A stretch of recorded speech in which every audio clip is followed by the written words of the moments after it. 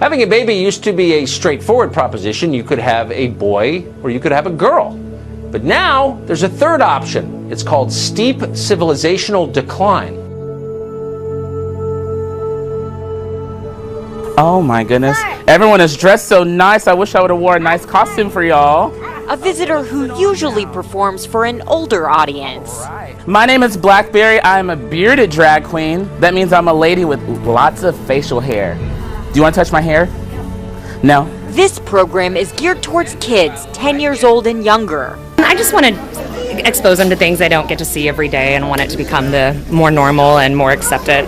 They've never seen a drag queen before, so I thought it was a good chance to see one. A handful of parents across America are deliberately keeping their children's sex hidden and instead raising so-called babies. The idea is that only the children themselves should be able to decide whether they are boys or girls, without any of that pesky biological reality getting in the way. It's all very confusing, like a lot of 2018 is.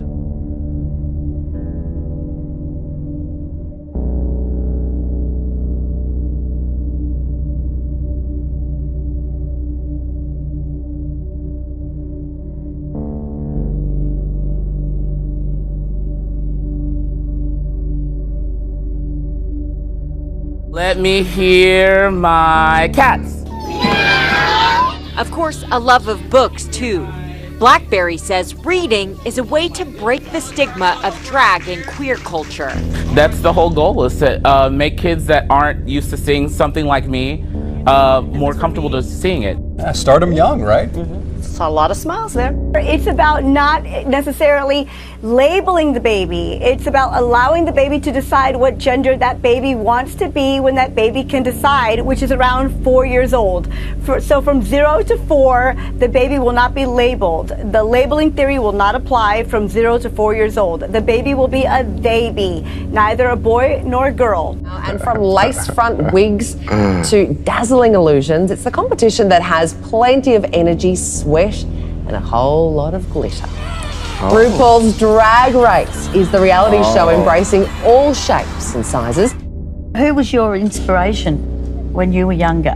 Who did you look at and go, I want to be like them? I actually thought I had invented drag. I was like, I would be the first little boy to star as all the fabulous evil queens. And look at me now. And that's your inspiration, evil queens. Now, new alleged details about alleged sexual misconduct by a Catholic cardinal who was a power broker within the church. Shocking allegations coming from the Catholic Church, and this time it hits real close to home. McCarrick was the public face when the U.S. Council of Bishops issued its report about decades of abuse by priests. Here he is on NBC's Meet the Press. Do you believe there's a special place in hell for men who represent Christ on earth and abuse their flock? There is certainly a special, terrible judgment on someone who would abuse the trust that a priest must have, that a priest does have. But McCarrick's own behavior became the focus last month when he was removed from the ministry, making him the highest-ranking Catholic official in the U.S. to be removed for sexual abuse of a minor. Now there are more allegations. The New York Times reports that beginning in the 1980s, when McCarrick was a New Jersey bishop, he inappropriately touched young adult seminarians. The newspaper said church officials knew of the allegations as he rose in the hierarchy. McCarrick declined to comment to the Times. A new investigation finds other offenses, and church officials allegedly covered them up for decades. With holy oil you will relieve and console the sick. Cardinal Theodore McCarrick was long one of the most recognized faces of the U.S. Catholic Church. McCarrick became an influential voice at the Vatican and was among the cardinals who elected Pope Benedict XVI. In the early 2000s, Pope John Paul II asked him to help manage the devastating sexual abuse crisis. He was one of the drafters of the Charter for Protecting Children that was adopted by American bishops in 2002. I think when you look at zero tolerance, now I'm saying this, the other bishops aren't. I'm saying zero tolerance prospectively, everybody's on the same page. If this ever happens again, that's it. Father, I think one of the reasons why so many people are surprised by these allegations is that he was so out front on the abuse scandal against children, and yet this was going on, or at least the allegations were there against him. I read an interesting article from Teen Vogue. By the way, I don't subscribe to Teen Vogue, I want you to know. And I hope you don't either. And I hope your children don't.